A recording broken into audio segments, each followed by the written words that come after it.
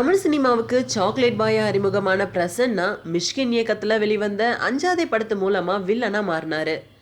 இந்த படத்தை தொடர்ந்து ஒரு சில படங்கள்ல வில்லனா நடித்த பிரசன்னா இப்போ அஜித் நடிக்க இருக்க தல 57 படத்துல வில்லனா நடிக்க போறதா தகவல்கள் வெளியாயிருக்கு. பிரசன்னா கிட்ட இது குறித்து படக்குழு பேசும்போது பிரசன்னா தற்போது தனது உடல் எடையை ரொம்பவும் அதிகரிச்சுட்டு வராரு.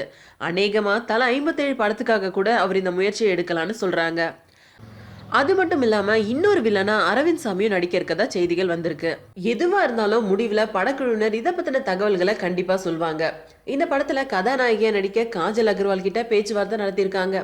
சிறுத்தை சிவா இயக்குற இந்த படத்துக்கு அனிருத் இசையமைச்சிருக்காரு.